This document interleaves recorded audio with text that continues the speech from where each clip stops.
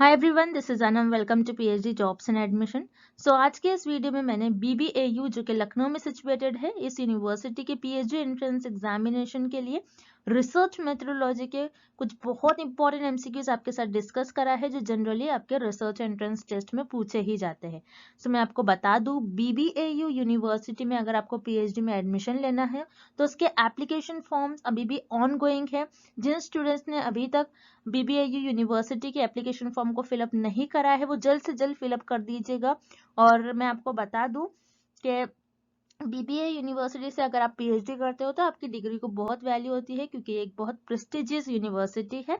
और उसी के साथ साथ बीबीएयू यूनिवर्सिटी में आपका जो पीएचडी एंट्रेंस टेस्ट होता है, उसमें रिसर्च मेथोडोलॉजी आपका 50% का वेटेज होता है। इसीलिए आपको मिनिमम 50% मार्क्स स्कोर करने होते हैं। और मैं आपको बता दूं कि हमने आपकी प्रिपरेशंस के लिए रिसर्च मेथोडोलॉजी का कोर्स लॉन्च करा है, जिसको हमने हमारे एक्सपीरियंस के बेसिस पर और जो एक्चुअल पीएचडी एंट्रेंस एग्जामिनेशन में क्वेश्चंस पूछे जाते हैं, वो सारे क्वेश्चंस हमने हमारे इस रिसर्च मेथोडोलॉजी के कंटेंट में कवर करा है। और कई स्टूडेंट्स का हमें फीडबैक ये भी है कि उनको उनके पीएचडी एंट्रेंस एग्जामिनेशन में हमारे इसी कंटेंट से डायरेक्टली क्वेश्चंस पूछे गए थे। सो हमारे इस कंटेंट को परचेस करने के लिए आपको दिए गए स्क्रीन पर जो नंबर नजर आ रहा है, उस पर हमें कांटेक्ट करना है। और आप हमारे ऐप को भी डाउनलोड कर सकते हो, जो कि है global online app from play store. और मैंने लिंक भी डिस्क्रिप्शन बॉक्स में दे रखी है, जिसमें आपको एक ही क्लिक पर सारा रिसर्च मेथोडोलॉजी का स्टडी मटेरियल मिल जाएगा। So if you like my video, please don't forget to subscribe my channel. हमारे इस रिसर्च मेथोडोलॉजी के कोर्स में हम आपको full syllabus video lectures, notes, 10 full syllabus mock test, 1000+ practice MCQs PDF provide करेंगे in both the language, Hindi as well as in English. So हमारा जो ये रिसर्च मेथोडोलॉजी का कंटेंट है, ये हमने हमारे एक्सपीरियंस के बेसिस पर और जो एक्चुअल पीएचडी एंट्रेंस एग्जाम में क्वेश्चंस पूछे जाते हैं, वो सारी चीजें हमारे इस रिसर्च मेथोडोलॉजी के कंटेंट में हमने कवर करे हैं। तो आपको हमारा, अगर आप कोर्स परचेस करोगे, अगर आप हमारा कोर्स फॉलो करोगे, तो आपको कुछ इस तरीके से हमारे रिसर्च मेथोडोलॉजी के कंटेंट में आपको प्रिपरेशन करना है कि आपको हमारे जो नोट्स है और जो मॉक टेस्ट को एक वीक में कवर कर लेना है। और ये जो 1000+ एमसीक्यूज पीडीएफ है, 1000+ एमसीक्यूज पीडीएफ, ये आप आपके एज अ रिविजन के तौर पर यूज कर सकते हो। आप आपके एग्जाम के एक दिन पहले, और अगर आप आपके एग्जाम के इवन 4 to 5 आवर्स पहले भी इसको एक बार रीड कर चले जाओगे, तो आप एग्जाम में इजीली क्वेश्चंस को मार्क कर आ जाओगे। तो मैं आपको गारंटी देती हूँ कि हमारे इसी रिसर्च मेथोडोलॉजी के कंटेंट से आपको एग्जाम में क्वेश्चंस पूछे जाएंगे। हमारे जो स्टूडेंट्स हैं, हमारे जो बैच के स्टूडेंट्स हैं, उन कई स्टूडेंट्स का फीडबैक है कि उनको हमारे इस रिसर्च मेथोडोलॉजी के कंटेंट से डायरेक्टली एग्जाम में 10 to 12 क्वेश्चंस पूछे गए थे। सो हमारे इस स्टडी मटेरियल को परचेस करने के लिए आपको इस नंबर पर हमें व्हाट्सएप के थ्रू कॉन्टैक्ट करना है। याद रखिए, आपको व्हाट्सएप के थ्रू ही हमें कॉन्टैक्ट करना है। और आप अगर मैसेज करते हो, मैसेज करने के विद इन 15 to 20 मिनट्स में आपको सारा स्टडी मटेरियल प्रोवाइड कर देंगे। और आप हमारे ऐप को भी डाउनलोड कर सकते हो, जो कि है ग्लोबल ऑनलाइन ऐप। सो इस ऐप पर आपको 1 मंथ की वैलिडिटी मिलेगी। और अगर आप ऐप पर जाते हो, तो आपको डायरेक्टली वहां पर सारा कंटेंट इजीली अवेलेबल हो जाएगा। और ऐप को डाउनलोड करने के लिंक मैंने डिस्क्रिप्शन बॉक्स में प्रोवाइड कर रखी है। सो वहां से आप हमारे ऐप को एक्सेस कर सकते हो। And let's begin with the video.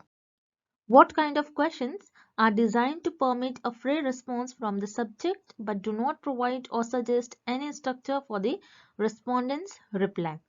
किस प्रकार के प्रश्न विषय से मुक्त प्रत्येका की अनुमति देने के लिए डिजाइन किए गए हैं, लेकिन उत्तरदाताओं के उत्तर के लिए कोई संरचना प्रदान या सुझाव नहीं देते हैं? सो इस प्रश्न में हमें ये पता लगाना है, और इस क्वेश्चन में हमें ये फाइंड आउट करना है, ऐसे टाइप के क्वेश्चंस यानी ऐसे प्रकार के प्रश्न जिसमें जो रिस्पोंडेंट है वो फ्रीली रिस्पॉन्स कर सकते हैं, और जो क्वेश्चंस होते हैं, जो प्रश्न होंगे आपके, वो स्ट्रक्चर नहीं होंगे। यानी इसमें आपके जो क्वेश्चंस होंगे, जो रिस्पोंडेंट क्वेश्चंस का आंसर करते हैं, वो जो प्रश्न होते हैं, जो उनके उत्तर होंगे, उस प्रश्न के जो उत्तर होंगे, वो संरचना या सुझाव नहीं देते हैं। तो याद रखिएगा, ऐसे टाइप के क्वेश्चंस को हम कहते हैं ओपन एंडेड क्वेश्चंस, यानी विस्तृत जवाब वाले प्रश्न। अब इस क्वेश्चन को हम और डिटेल में पढ़ते हैं और डिटेल में देखते हैं कि ये क्वेश्चन हमें क्या बता रहा है। जैसे मान लीजिए एक शोधकर्ता है जो रिसर्चर है, जिसे हम रिसर्चर कहते हैं। रिसर्चर को लोगों से कुछ रिस्पॉन्स कलेक्ट करना है, यानी जो रिसर्चर है, जो शोध करता है, उनको अपनी जनसंख्या में से कुछ लोगों का रिस्पॉन्स लेना है। सो यहाँ पर रिसर्चर को कुछ रिस्पॉन्स लेना है। यहाँ पर लोग जो है ये सब्जेक्टिव फॉर्म में रिस्पॉन्स कर रहे हैं। मतलब जैसे फॉर एग्जाम्पल आप आपके एग्जाम में मान लीजिए कोई पेपर लिख रहे हो, उसमें आपको सब्जेक्टिव फॉर्म में लिखना है, यानी लॉन्ग आंसर टाइप क्वेश्चन जो होते हैं, जिसमें आप सब्जेक्टिव फॉर्म में आंसर लिखते हैं, जिसमें आपको एमसीक्यूज नहीं पूछा जाता है, बल्कि आप आपके ओपिनियन आगे रख सकते हो उस क्वेश्चन के आंसर में, यानी उस प्रश्न के उत्तर में। अब बता रहे हैं यहाँ पर हमें, जो रिस्पोंडेंट है सब्जेक्टिव फॉर्म में आंसर करेगा, यानी लॉन्ग आंसर करेगा उस प्रश्न का, और यहाँ पर कोई स्ट्रक्चर नहीं होता है क्वेश्चन का, यानी क्वेश्चन का कोई स्ट्रक्चर नहीं होगा, यानी कि आपको कोई पर्टिकुलर एक ही आंसर राइट होगा ऐसा नहीं कह सकते हम। यानी जैसे एमसीक्यूज टाइप, जैसे मान लीजिए जो अब मैं आपको ये क्वेश्चन बता रही हूँ, इसमें ये हमारा एमसीक्यूज टाइप क्वेश्चन है, जिसमें सिर्फ और सिर्फ आपको एक ही आंसर मार्क करना होता है जो कि आपके करेक्ट आंसर होगा, उसे हम कहते हैं स्ट्रक्चर क्वेश्चन। और जो अनस्ट्रक्चर क्वेश्चन होते हैं, जिसमें आप आपके ओपिनियन आगे रख सकते हैं, आपके चॉइस आगे रख सकते हैं, आपके वर्ड ऑफ चॉइस आगे रख सकते हैं, आपको जो लगता है, आपकी जो इच्छा है, आप वो आगे बता सकते हो। सो वो कौन से टाइप के क्वेश्चंस होते हैं? वो होते हैं आपके open ended questions. So open ended questions वो टाइप के क्वेश्चंस होते हैं जिनमें आप आपके जो रिप्लाई होते हैं, जो रिस्पोंडेंट का रिस्पॉन्स होता है, फ्रीली रिप्लाई कर सकते हैं। जैसे मान लीजिए किसी फिल्म का आपको रिव्यू देना है, अब कोई रिसर्चर है, कोई फिल्म का रिव्यू ले रहा है, तो यहाँ पर अगर फिल्म का रिव्यू कुछ इस तरीके से है कि मान लीजिए यहाँ पर क्वेश्चन आपको ऐसा पूछा जा रहा है कि उस फिल्म में आपको उस फिल्म की क्वालिटी कैसे लगी, एक्ट्रेस की एक्टिंग कैसी थी, तो आप यस नो फॉर्म में तो आंसर नहीं दे सकते, आप उसको डिस्क्राइब करोगे, आप उसको बताओगे कि इस एक्टर की एक्टिंग अच्छी थी, ये क्वालिटी और अच्छी हो सकती थी पिक्चर की, और एक्शन सीन्स ऐसे थे, ऐसे होने चाहिए थे। तो यहाँ पर आप आपकी ओपिनियन को आगे रखते हो, तो उसे हम कहते हैं ओपन एंडेड क्वेश्चन। तो इस प्रश्न का आपका सही उत्तर हो जाएगा option A.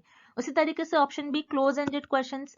Close ended questions क्या होते हैं, याद रखिएगा, क्लोज एंडेड क्वेश्चंस आपके स्ट्रक्चर्ड क्वेश्चंस होते हैं, जिसमें आपको 4 ऑप्शन दिए गए थे, उसमें से आपको एक ही ऑप्शन को राइट करना होता है, एक ही ऑप्शन को चुनना होता है जो कि सही है। उसी तरीके से फिक्स्ड ऑल्टरनेटिव क्वेश्चंस।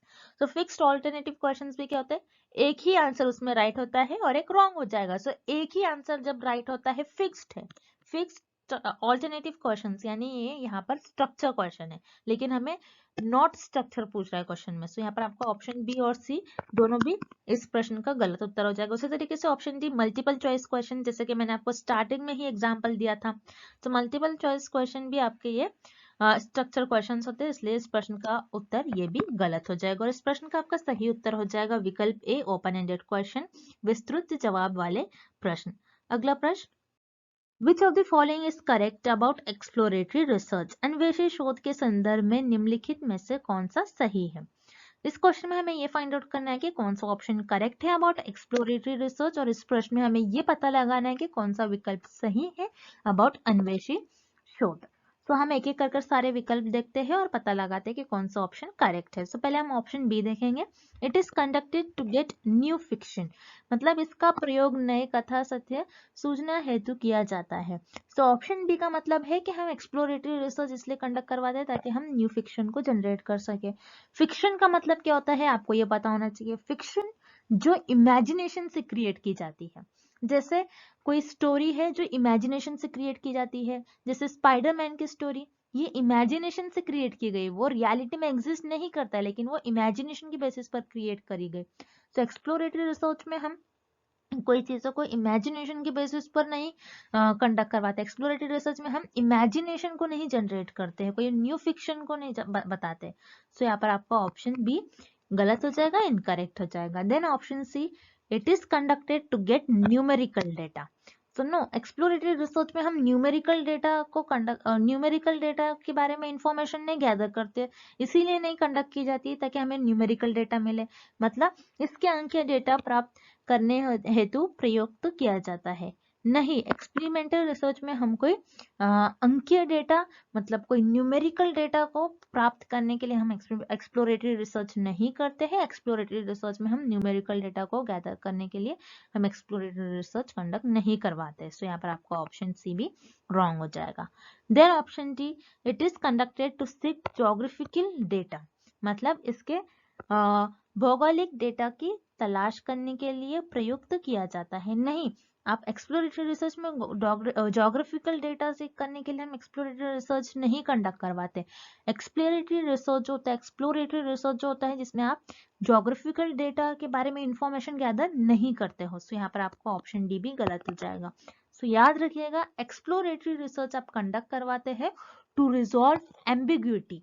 एम्बिग्यूटी का मतलब होता है जो ऐसे टर्म्स, जो ऐसे फिनोमेना जो कंफ्यूजिंग है, मतलब जो क्लियरली डिफाइन नहीं होते हैं। तो आपको एम्बिग्युइटी का मतलब पता होना चाहिए, तभी आप इस क्वेश्चन को सॉल्व कर पाओगे। एम्बिग्युइटी का मतलब होता है ऐसे फिनोमेना, ऐसे टर्म्स जो वेल डिफाइन नहीं है, जो कंफ्यूजिंग है। तो ऐसा फिनोमेना जो वेल डिफाइन नहीं होता है, उसको अच्छी तरीके से डिफाइन करने के लिए, उसको बताने के लिए हमें एक्सप्लोरेटरी रिसर्च का यूज करते हैं। इसीलिए आपका एक्सप्लोरेटरी रिसर्च कंडक्ट करवाया जाता है। तो याद रखिएगा, एक्सप्लोरेटरी रिसर्च कंडक्ट करवाया जाता है ऐसे फेनोमेना को रिजॉल्व करने के लिए जो कि वेल डिफाइंड नहीं हो। तो यहाँ पर आपका ऑप्शन है करेक्ट हो जाएगा। मतलब इसका प्रयोग संदिग्धता निवारण हेतु किया जाता है। तो याद रखिएगा, एक्सप्लोरेटरी रिसर्च का हम कंडक्ट करवाया जाता है, इसका यूज होता है, इसको कंडक्ट करवाया जाता है बिकॉज ऐसे फेनोमेना जो कंफ्यूजिंग है, जो क्लियरली डिफाइन नहीं है, उनको डिफाइन करने के लिए आप एक्सप्लोरेटरी रिसर्च का यूज करते हो। सो यहाँ पर आपका ऑप्शन ए सही हो जाएगा। Here option A is the right answer. It is conducted to resolve ambiguity. Next, which one of the following is not in the process of research? निम्न में से कौन सा शोध प्रक्रिया में शामिल नहीं होता है? इस क्वेश्चन में हमें पता लगाना है और इस प्रश्न में हमें ये फाइंड आउट करना है कि दिए गए ऑप्शंस में से, दिए गए विकल्प में से कौन सा एक ऐसा विकल्प है, कौन सा एक ऐसा ऑप्शन है जो आपके रिसर्च प्रोसेस का पार्ट नहीं होता है। मतलब दिए गए विकल्प में से कौन सा एक ऐसा विकल्प है जो आपके शोध प्रक्रिया में शामिल नहीं होता है। सो हम एक एक कर सारे ऑप्शंस देख लेते हैं और पता लगाते हैं इस क्वेश्चन का करेक्ट ऑप्शन क्या होगा। सो पहले हम ऑप्शन बी देखेंगे, डिफाइनिंग रिसर्च प्रॉब्लम। यस, आप आपके रिसर्च प्रोसेस में रिसर्च प्रॉब्लम को डिफाइन करते हो, बताते हो आपकी रिसर्च प्रॉब्लम क्या है, आप किस प्रॉब्लम पर रिसर्च कर रहे हो, उससे सोसाइटी के लिए क्या बेनिफिट हो सकता है, आप ये बताते हो। सो बेसिकली आप रिसर्च प्रोसेस में बताते हो कि आपका रिसर्च प्रॉब्लम क्या है, उसको डिफाइन करते हो। सो यहाँ पर आपका ऑप्शन बी सही हो जाएगा, क्योंकि ये रिसर्च प्रोसेस का पार्ट होता है, डिफाइनिंग रिसर्च प्रॉब्लम, शोध समस्या की विवेचना। सो ये आपका रिसर्च प्रोसेस का पार्ट होता है। लेकिन हमें पूछ रहे हैं which is not a part of research process, research process में कौन सा आपका ऑप्शन और कौन सा विकल्प शामिल नहीं होता है। सो यहाँ पर आपका ऑप्शन बी रॉन्ग हो जाएगा, बिकॉज ये आपके रिसर्च प्रोसेस में और शोध प्रक्रिया में शामिल होता है। Then option C, developing research proposal. Yes, हम रिसर्च प्रोसेस में रिसर्च प्रपोजल डेवलप करते हैं, मतलब शोध प्रस्तावना निर्माण करते हैं। रिसर्च प्रपोजल को आप डेवलप करोगे। रिसर्च प्रपोजल क्या होता है, जिसमें आप बताते हो आपकी रिसर्च में क्या क्या करने वाले हो।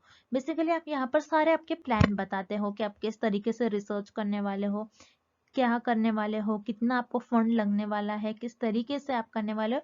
सो रिसर्च प्रपोजल आप आपके गाइड को दोगे या फिर आप आपके कम्युनिटी को देंगे और उसके थ्रू आप बताओगे कि आपका रिसर्च में आप किस तरीके से आप रिसर्च करने वाले, आपको कितना फंड लगने वाला है।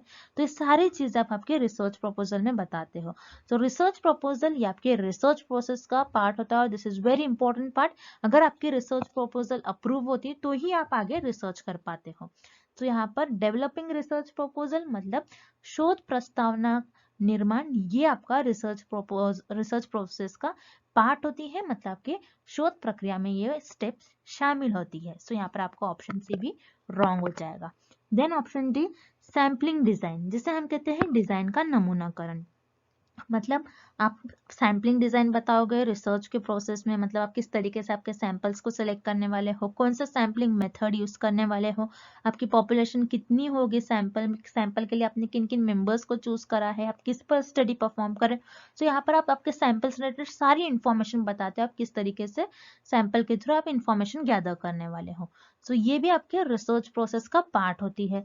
सो यहाँ पर आपका ऑप्शन डी भी रॉन्ग हो जाएगा, सैम्पलिंग डिजाइन मतलब डिजाइन का नमूनाकरण। सो यहाँ पर आपका जो करेक्ट ऑप्शन हो जाएगा वो हो जाएगा option A, creating fiction work. Creating fictional work मतलब जिसे हम कहते हैं कथा सत्य का निर्माण। मतलब यहाँ पर आपका जो ऑप्शन ए है ये सही है। रिसर्च प्रोसेस में आप फिक्शनल वर्क को बताते नहीं हो, फिक्शनल वर्क को क्रिएट नहीं करते। जैसे हमने प्रीवियस क्वेश्चन में ही देखा, फिक्शनल वर्क क्या होता है? फिक्शनल वर्क जिसे हम इमेजिनेशन से क्रिएट करते हैं। जैसे मैंने आपको बताया स्पाइडरमैन स्टोरी, जो इमेजिनेशन से क्रिएट की जाती है, जो रियल लाइफ में एग्जिस्ट नहीं करती है, वो फैक्ट नहीं होता है, लेकिन हम खुद से बनाते हैं, हम अपनी इमेजिनेशन से वो चीजों को क्रिएट करते हैं, उसे हम कहते हैं फिक्शनल वर्क। सो रिसर्च प्रोसेस में आपके हम फिक्शनल वर्क को क्रिएट नहीं करते हैं। सो यहाँ पर आपका ऑप्शन है करेक्ट हो जाएगा। नेक्स्ट, शोध प्रारूप डिजाइन का मुख्य कार्य है। Main task of research design is. इस प्रश्न में हमें ये पता लगाना है, आपके जो रिसर्च डिजाइन होती है, शोध प्रारूप होता है, इसका मुख्य कार्य क्या होता है, मतलब आपकी जो रिसर्च डिजाइन होती है उसका मेन टास्क क्या होता है, और रिसर्च डिजाइन का मेन टास्क हमें किस ऑप्शन में दिया गया है, और आपके जो शोध प्रारूप है इसका मुख्य कार्य हमें किस विकल्प में दिया गया है, हमें यह पता लगाना है। सो रिसर्च डिजाइन, आपकी जो शोध प्रारूप है ये होती क्या है, आपको पहले तो ये पता होना चाहिए। सो रिसर्च डिजाइन क्या होता है, जिसे हम रिसर्च में ब्लूप्रिंट भी कहते हैं, आपको याद रखना है, बहुत इंपॉर्टेंट है। रिसर्च डिजाइन को हम ब्लूप्रिंट भी कहते हैं। सो रिसर्च डिजाइन में आप प्लानिंग करते हो, आप पहले से ही डिसाइड कर लेते हो, आप पहले से ही सोच विचार कर लेते हो कि आप किस तरीके से आपकी जो रिसर्च है उसमें किस तरीके से आप प्रॉब्लम को इन्वेस्टिगेट करोगे, आप किस तरीके से रिसर्च परफॉर्म करोगे, आप आपकी जो शोध है उसमें किस तरीके से हर एक कार्य को निभाओगे, आप सारी चीजें आपके शोध प्रारूप में बता देते हो।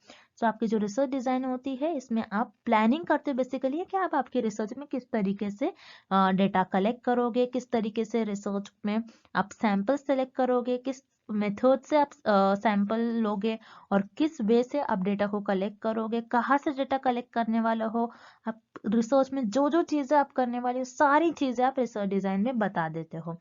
तो याद रखिएगा, शोध प्रारूप जिसे हम रिसर्च डिजाइन कहते हैं, इसे हम ब्लूप्रिंट भी कहते हैं रिसर्च में, जिसमें आप हर एक चीज में प्लानिंग कर लेते हो, आपके रिसर्च में आप किस तरीके से सारी चीजें करने वाले हो, आपकी जो रिसर्च प्रॉब्लम है उसको एक तरीके से इन्वेस्टिगेट करते हो, आपकी जो रिसर्च की समस्या होती है, आपकी जो शोध की समस्या होती है उसको आप किस तरीके से हल करने वाले हो, उसकी सारी आप प्लानिंग बता देते हो। सो उसे हम कहते हैं रिसर्च डिजाइन और शोध प्रारूप। सो यहाँ पर आपका जो ऑप्शन सी है, to explain how research problem will be investigated, मतलब शोध समस्या का अनुसंधान कैसे होगा इसकी व्याख्या करना। मतलब आप यहाँ पर आपकी जो शोध है, शोध की आपकी जो भी प्रॉब्लम है, जो भी समस्या है, उसका आप किस तरीके से उसको हल करने वाले हो, किस तरीके से आप उसको करने वाले हो, ये सारा आप बता देते हो आप आपकी शोध प्रारूप में। सो इस प्रश्न का सही उत्तर हो जाएगा आपका विकल्प सी, शोध समस्या का अनुसंधान कैसे होगा इसकी व्याख्या करना। To explain how the research problem will be investigated, research problem को किस तरीके से इन्वेस्टिगेट करोगे, किस तरीके से उस प्रॉब्लम का जो भी समस्या है उसका आप किस तरीके से सॉल्व करोगे, आपको किस तरीके से उसको हल निकालोगे, ये आप बताते हो आपके रिसर्च डिजाइन में। तो इस प्रश्न का आपका सही उत्तर हो जाएगा ऑप्शन सी। अब जो रिमेनिंग ऑप्शन है उन्हें भी हम देख लेते हैं। Option A, to seek information from others, मतलब दूसरों से जानकारी हासिल करना। नहीं, रिसर्च डिजाइन का कोई मेन टास्क ये नहीं होता कि आप दूसरों से जानकारी हासिल करें। तो यहाँ पर जो आपका विकल्प है ये गलत हो जाएगा। Then option B, to identify groups of investigation, मतलब अन्वेषण के लिए समूह को पहचान करना। नहीं, आप किसी ग्रुप इन्वेस्टिगेशन को आइडेंटिफाई नहीं करते हो रिसर्च डिजाइन में, तो यहाँ पर आपका विकल्प बी भी गलत हो जाएगा। Then option D, to underline the work done, किए गए कार्य की संख्याकित करना।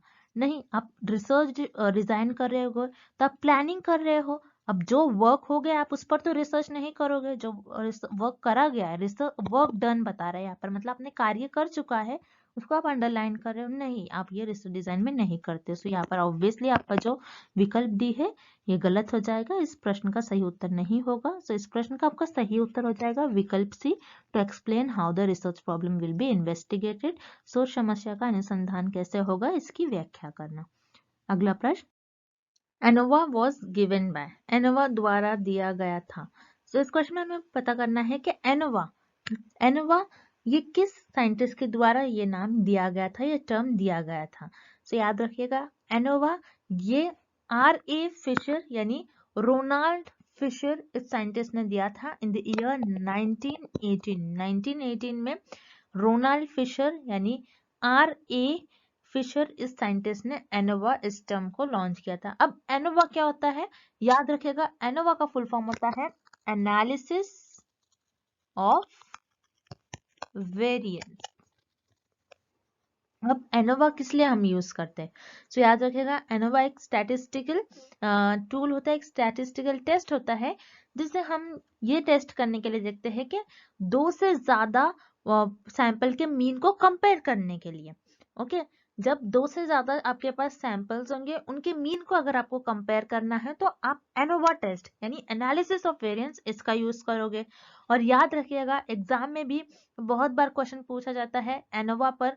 सो एनालिसिस ऑफ वेरिएंस इस टेस्ट का हम यूज सिर्फ और सिर्फ इसीलिए करते हैं क्योंकि हमको ये देखना होता है कि ये कंपेयर करना होता है कि 2 से ज्यादा जो सैंपल्स है उनके मीन को कंपेयर करने के लिए। आपके पास अगर 2 से ज्यादा सैंपल्स ले लिया आपने, उस पर आपने स्टडी परफॉर्म किया और उससे जो आपको मीन मिल रहे हैं आपको उसको कंपेयर करना है।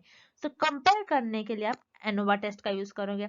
अगर जब आपके पास सिर्फ 2 ही सैंपल होते हैं तो उस केस में आप या तो टी टेस्ट का यूज करोगे या तो जी टेस्ट का यूज करते हो। अब आपके पास 2 से ज्यादा सैंपल के मीन है, यानी 3 हो सकते हैं, 4 हो सकते हैं, 5 हो सकते हैं, 2 से ज्यादा हो सकते हैं, तो उस केस में आप एनोवा का यूज करोगे। सो एनोवा को हम कहते हैं extension of T and G test, यानी टी और जी टेस्ट में भी हम सेम इसी तरीके से करते हैं। टी और जी टेस्ट में हम 2 सैंपल के मीन को कंपेयर करते हैं और उसी का एक्सटेंशन हम एनोवा को कहते हैं, यानी सेम करते हैं लेकिन यहाँ पर उसका एक्सटेंशन है इसमें, जिसमें हम टी और जी टेस्ट में जो नहीं कर पाते यानी 2 से ज्यादा मीन को कंपेयर नहीं कर पाते, यही हम एनोवा में करते हैं कि 2 से ज्यादा सैंपल के मीन को कंपेयर करने के लिए हम एनोवा इस टेस्ट का यूज करते हैं। और याद रखिएगा एग्जाम में भी कई बार क्वेश्चन पूछा गया है एनोवा ये किस टेस्ट का एक्सटेंशन होता है। सो एनोवा ये टी एंड जी टेस्ट ये दोनों भी टेस्ट का एक्सटेंशन होता है। और ANOVA was given by RA Fisher यानी Ronald Fisher in the year 1918। सो इस प्रश्न का आपका सही उत्तर हो जाएगा option D RA Fisher. And thank you for watching this video. Good luck with your preparation and see you tomorrow with another video.